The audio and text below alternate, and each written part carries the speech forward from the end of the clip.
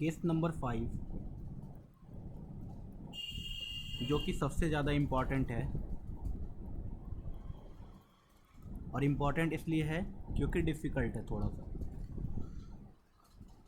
ज़्यादा भी डिफ़िकल्ट नहीं है, हम लोग बहुत ही आसानी से कर सकते हैं एक बार अगर समझ ले तो। एग्ज़ाम्पल है कि सपोज़ अपने पास 12 डिफरेंट बुक्स हैं और कंडीशन है कि all book should be distributed. ठीक है, कितने पर्सन हैं? 9 डिफरेंट पर्सन्स हैं, और इन पे कंडीशन क्या है?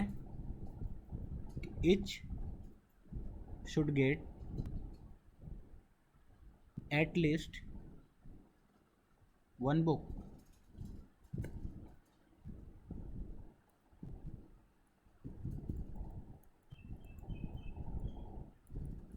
ओके, इस केस में क्या खास बात है?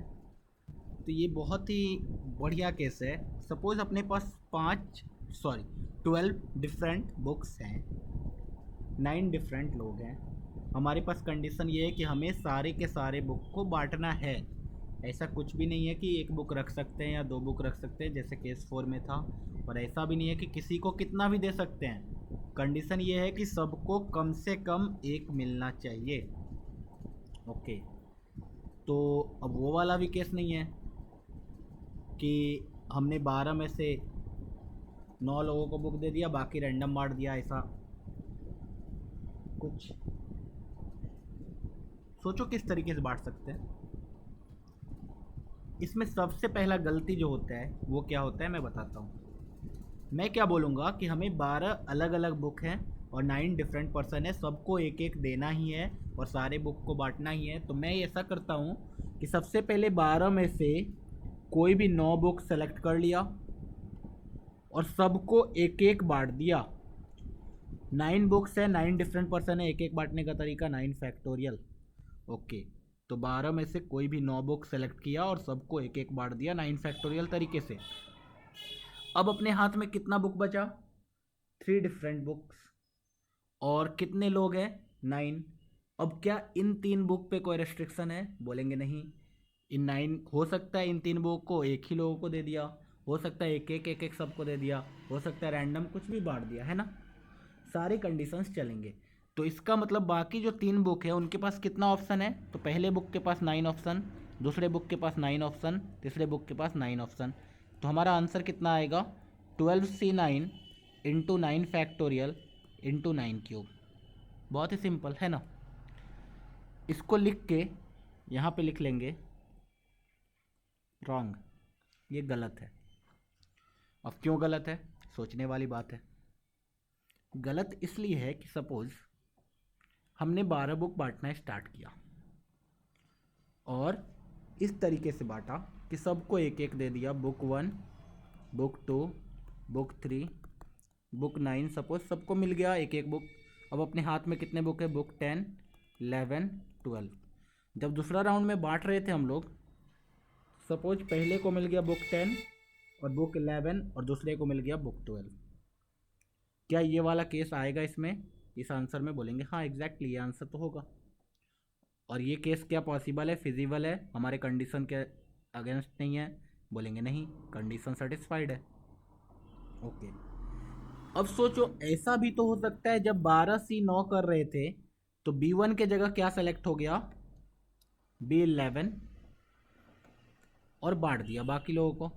तो अपने पास अब बुक कितना बचा? B1, B10, B12, 3 बुक बचा। और जब सेकेंड बारी बांट रहे थे तो हमने इसको B1 और B10 दे दिया और इसको B12 दे दिया। फिर से सेम कंडीशन आया क्या? चलो नहीं समझ में आया तो मैं एक और बार ट्राई करता हूँ। पहला केस में मैंने क्या किया कि B1 से B9 तक बांट दिया, सेकेंड वाले को ही B10, B11, B12, चलो सब इसी को मिल गया, ये कंडीशन सेटिस्फाइड है। ऐसा भी तो हो सकता है जब 12C9 कर रहे थे 12C9 में पहले B11 सेलेक्ट हो गया और बाद में फिर से बांटा तो B1 B11 B12 इसी को मिल गया, वो भी केस इसमें आ गया। ऐसा भी तो हो सकता है कि B12 सेलेक्ट हो गया पहली बार में और बाद में B10 B11 और B1 आया इसको, फिर से सेम केस। मतलब बार बार क्या दिख रहा है कि एक ही जो डिस्ट्रीब्यूशन है वो बार बार इसमें काउंट हो रहा है। और ऐसा सिर्फ एक डिस्ट्रीब्यूशन नहीं होगा, ये सबके साथ होगा और बहुत सारे तरीके से ओवर काउंट हो गया। मतलब ये जो हमारा आंसर है इसमें बहुत ही ज़्यादा ओवर काउंटिंग है।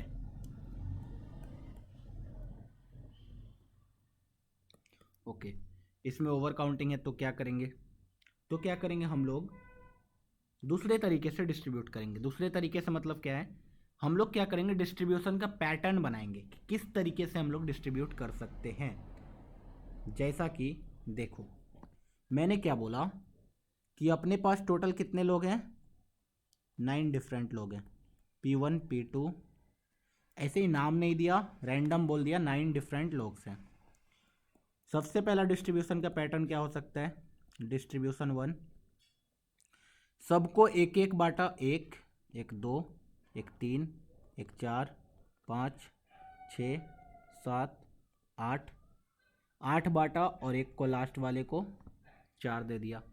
एक डिस्ट्रीब्यूशन ये पॉसिबल हो सकता है कि सबको एक एक मिलेगा और एक को 4 मिलेगा।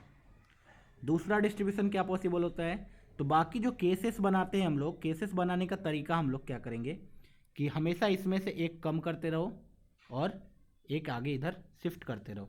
तो अब अगर इसको 3 मिला तो इसको 2, 1 1 1 1 1 1 1। ओके, अगला पॉसिबिलिटी क्या हो सकता है, इस 2 को फिर आगे शिफ्ट नहीं करना है। क्यों? क्योंकि एक ही पैटर्न है, मतलब एक को बाकी 7 को 1 मिलेगा, एक को 2 मिलेगा, एक को 3 मिलेगा, ये फिक्स पैटर्न है ना। तुम अगर 2 को आगे कर दिए तो एक को यहाँ पीछे कर दोगे, तो फिर से तो वही कॉम्बिनेशन आया कि 7 लोगों को 1 मिलेगा, एक को 2 एक को 3। तो इसलिए ऐसा नहीं करना है ना, हम लोग क्या बोलेंगे ये। दूसरा पॉसिबिलिटी, इस 3 को फिर से 2 कर दिया और 2 को 3 नहीं कर देंगे, फिर से क्या हो जाएगा, ऊपर वाला ही आ जाएगा, जनरेट हो जाएगा, दिख रहा है। तो मैंने क्या करा, इसको फिर से 2 ही रखा और अगले वाले को 2 दे दिया, बाकी सबको 1 1 1। तो इसमें क्या हुआ, हमें 1 2 3 4 5 6 लोगों को 1 1 मिला और बाकी को 2 2 मिला। ये भी पॉसिबिलिटी है। इसके अलावा और कोई पॉसिबल डिस्ट्रीब्यूशन है ही नहीं। ठीक है, तो ये था हमारा डिस्ट्रीब्यूशन 2 और ये है हमारा डिस्ट्रीब्यूशन 3। ओके, तो अगर डिस्ट्रीब्यूशन 1 को हमने बोल दिया D1, या सपोज अपने पास number of ways of grouping, मैंने क्या कहा, डिस्ट्रीब्यूशन 1 से बांटना है तो हमें क्या करना पड़ेगा, हमारे पास जो टोटल 12 बुक्स है उसका बंडल बनाना पड़ेगा, 9 बंडल्स, जिसमें कि 8 बंडल में क्या होंगे, एक एक बुक्स होंगे और एक बंडल में क्या होंगे, 4 बुक होंगे। इस टाइप से सोचो, अपने पास 12 बुक है जिसमें 8 में क्या होंगे, एक एक एक एक होंगे और एक में क्या होंगे, 4। कितने तरीके से इसका बंडल बनाया जा सकता है, तो number of ways of grouping कितना हो जाएगा, 12 फैक्टोरियल डिवाइड बाय 1 फैक्टोरियल पे power 8 into 4 factorial into 8 factorial. क्यों? क्योंकि इसमें 8 ग्रुप एक जैसे हैं। तो ये हो गया N1। N1 क्या है, number of ways of grouping. इसी टाइप से अगर डिस्ट्रीब्यूशन 2 निकालना है तो हमें क्या करना पड़ेगा, ग्रुपिंग करना पड़ेगा। फिर से इस तरीके से ग्रुपिंग करना पड़ेगा कि 7 बंडल एक एक का बने, एक बंडल 2 का बने, एक बंडल 3 का बने। तो क्या हो जाएगा, 12 फैक्टोरियल डिवाइड बाय 1 फैक्टोरियल पे power 7 into 2 factorial into 3 factorial into 7 factorial. इतने तरीके से हम लोग N2 डिस्ट्रीब्यूशन 2 का बंडल बना सकते हैं। सिमिलरली डिस्ट्रीब्यूशन 3 का बंडल N3 में क्या करना पड़ेगा, 6 बंडल हमें कितना बनाना पड़ेगा, एक एक का, और 3 बंडल 2 2 का। तो हमारा क्या हो जाएगा, N3 12 factorial divide by 1 factorial power 6 2 factorial power 3 into 6 factorial into 3 factorial. ये तो हो गया number of ways of grouping, हमने बंडल बना दिया। तो सपोज हमने पहला वाला बंडल डिस्ट्रीब्यूशन 1 का बनाया। अब मेरे पास कितने बंडल्स हैं, टोटल 9 बंडल्स हैं। कितने लोग हैं, 9 डिफरेंट लोग हैं। बांटने का तरीका कितना हो जाएगा, N1 जो भी number of veg into 9 factorial. Similarly second वाले डिस्ट्रीब्यूशन के लिए बताओ, तो बोलेंगे 9 बंडल से अपने पास 9 डिफरेंट लोग हैं, तो n2 into 9 factorial. Similarly D3 के लिए बताओ, तो बोलेंगे n3 इंटू 9 फैक्टोरियल। तो ये क्या है, अलग अलग केसेस हैं, या तो डिस्ट्रीब्यूशन 1 होगा, या तो डिस्ट्रीब्यूशन 2 होगा, या तो डिस्ट्रीब्यूशन 3 होगा। तो हमारा आंसर कितना आने वाला है finally, n1 into 9 factorial plus n2 into 9 factorial plus n3 into 9 factorial. ये कितना आ गया, n1 plus n2 plus n3 into 9 factorial. ठीक है, ये हमारा फाइनल आंसर आएगा। बहुत लोगों को इस एग्जांपल से क्लियर 100% नहीं हो पाया होगा, तो एक और एग्जांपल से हम लोग ट्राई कर सकते हैं, वो छोटा वाला एग्जांपल लेंगे। सपोज एग्जांपल नंबर 2, फिर से अपने पास 10 डिफरेंट, या चलो ऐसे ले लिया 7 डिफरेंट बुक्स है और 4 पर्सन है। फिर से वही कंडीशन है, all book should be distributed and everyone should get, all should get at least 1 book। अब देखो एटलीस्ट 1 बुक की जगह वो लोग एटलीस्ट 2 बुक भी कर सकते हैं, एटलीस्ट 3 बुक भी कर सकते हैं, तरीका सेम होगा।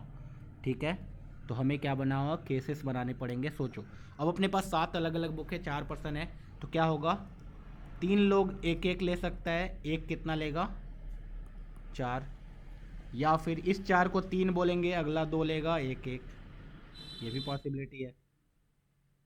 या फिर ये 2 लेगा, ये 2 लेगा, ये 2 लेगा, ये 1 लेगा, ये भी पॉसिबिलिटी है।